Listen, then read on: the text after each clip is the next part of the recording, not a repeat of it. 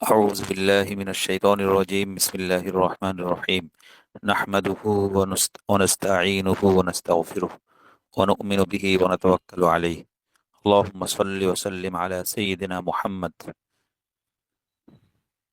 তিনটি আমল এমন আছে যেগুলো আল্লাহ তাআলা নিজেই সেগুলোর প্রতিদান দিবেন। আল্লাহ তাআলা কোরআনে এবং হাদিসে কুদসিতে আছে এই এমন তিনটি আমল, যে আমলগুলোর সহজে মিজানের পাল্লায় পরিমাপ করা যাবে না।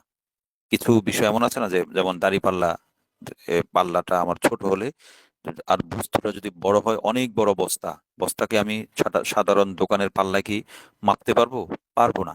তো মিজানের পাল্লা, আল্লাহ তালার কিয়ামত দিবসে যে পাল্লা স্থাপন করবেন, ওয়া আকিমুল ওয়াজনা বিল কিসত, যে এই আয়াতে যে পাল্লার কথা, যে মিজানের কথা আল্লাহ বলেছেন, তো কিছু আমল এত বেশি ওজনদার হবে, এত বেশি ভারী হবে, যেটা মিজানের পাল্লাতে আঁটবে না, মিজানের পাল্লাতে ধরবে না। অথবা মিজানের পাল্লার যে মানদণ্ডে আমলগুলো মাপা হবে, এই আমলগুলো তার সেই মানদণ্ডের বাইরে। একমাত্র আল্লাহ তাআলাই সেই আমলগুলোর প্রতিদান দিবেন। এমন তিনটি আমল হলো: প্রথমত, আল আফউ আনিন নাস, মানুষকে ক্ষমা করা। মানুষকে ক্ষমা করতে পারা আসলে অনেক বড় আমল। আল্লাহ তাআলা ক্ষমার জন্য নির্দিষ্ট কোনো প্রতিদান নির্ধারণ করেননি। মানুষকে ক্ষমা করা, মানুষের সাথে সম্পর্ক সুন্দর করার বিনিময় আল্লাহ তাআলা নিজের কাছে রেখে দিয়েছেন।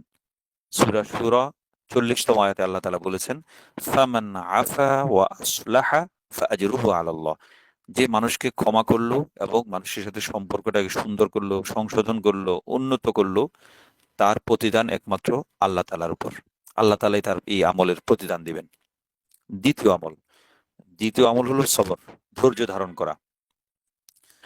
বালা মুসিবত, বিপদ আপদ আল্লাহর পক্ষ থেকে আসে। হ্যাঁ, পাশাপাশি এই কথাও ঠিক যে জহারুল ফাসাদু ফিল বাররি ওয়াল বাহরি বিমা কাসাবাত আইদিন নাস, দুনিয়াতে যে সমস্ত বিপদ আপদ আসে সেগুলো মানুষের কর্মের কারণে, মানুষের কর্মের প্রতিফল হিসাবে আসে। আবার এই কথাও আমার আকীদা বিশ্বাস রাখতে হবে যে এই আমার কর্মের কারণে যে বিপদটা আসে সেটা আল্লাহর পক্ষ থেকে আসে। আল্লাহ এই বিপদ দেন বলে আমার উপর আপতিত হয়। তো বিপদ আপদে, বালা মুসিবতে সবর করতে পারা, ধৈর্য ধারণ করতে পারা অনেক বড় ইবাদত। তো আমি যদি বালা মুসিবতে সবর করতে পারি, তাহলে আল্লাহ তাআলা আমাকে বেহিসাব বিনিময় দান করবেন। সূরা জুমারের ১০ নম্বর আয়াতে আল্লাহ তাআলা বলেছেন, ইন্নামা ইউওয়াফাস সাবিরুনা আজরাহুম বিগাইরি হিসাব।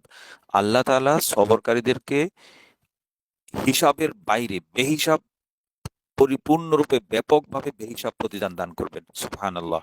তো আমি আমার বিপদে আপদে আমি চেষ্টা করব আল্লাহর প্রতি কোনো ই- অভিযোগ না করে সবর করতে, ধৈর্য ধারণ করতে, যে আল্লাহর পক্ষ থেকে বিপদ এসেছে, আমি এই বিপদটাকে আমি আল্লাহর জন্য খুশি মনে সেই বিপদটাকে গ্রহণ করব।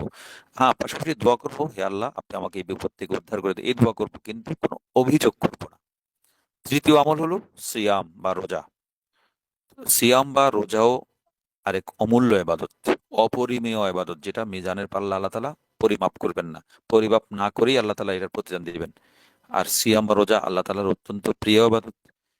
রোজাটা আল্লাহ তালার এতই প্রিয় যে তিনি ঘোষণা দিয়েছেন হাদিসে কুদসি মানে হলো কথাটা নবীজির মুখ দিয়ে বেরিয়েছে, কোরআনের অংশ না, কিন্তু শব্দটা আল্লাহর, অর্থটা আল্লাহর পক্ষ, শব্দটা নবীজি সাল্লাল্লাহু আলাইহি সাল্লামের, আর অর্থটা আল্লাহর পক্ষ থেকে আসা।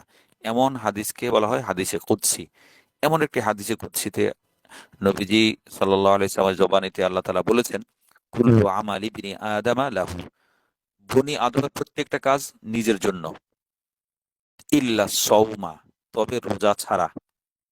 কেননা রোজা হলো ফা ইন্নাহু লি, এ রোজা বান্দা শুধু একমাত্র আমার জন্যই রাখে, ওয়া আনা আজিজি বিহি, আর এই রোজার প্রতিদান একমাত্র আমিই দিব। এরপরে বাক্য আল্লাহ তাআলা বলেছেন, ওয়ালা খালুফু ফামি সাইমি, রোজাদারের মুখের ঘ্রাণ আতইয়াবু ইনদাল্লাহি মিন রিহিল মিস্ক, আল্লাহর কাছে মিশকে আম্বরের সুবাসের চেয়েও বেশি প্রিয়, বেশি সুন্দর, বেশি আকর্ষণীয়। তো এক বর্ণনায় আছে, কিয়ামত দিবসে একজন ঘোষণাকারী ঘোষণা করবেন, তারা কোথায় যাদের প্রতিদান স্বয়ং আল্লাহর দায়িত্বে। এই ঘোষণা দেওয়ার পর যারা সবরকারী ছিলেন দুনিয়াতে, যারা সিয়াম পালনকারী ছিলেন এবং মানুষকে যারা ক্ষমা করতেন, তারা এগিয়ে আসবেন। তো আল্লাহ তাআলা তাদেরকে নিজ হাতে, নিজ গুণে, নিজ ফজল এবং করমে, নিজ অনুগ্রহ থেকে তাদেরকে অপরিমেয় প্রতিদান দান করবেন। আল্লাহ তাআলা আমাদেরকে এই তিনটি আমল, এই তিনটি এবাদতকে সবসময় মনে রাখার তৌফিক দান করুন এবং সুযোগ সুবিধা মতো এই আমলগুলো, এই এবাদতগুলো করার তৌফিক দান করুন। আমিন। ওয়া আখিরু দাওয়ানা আলহামদুলিল্লাহি রাব্বিল আলামিন ওয়া মা আলাইনা ইল্লাল বালাগুল মুবিন।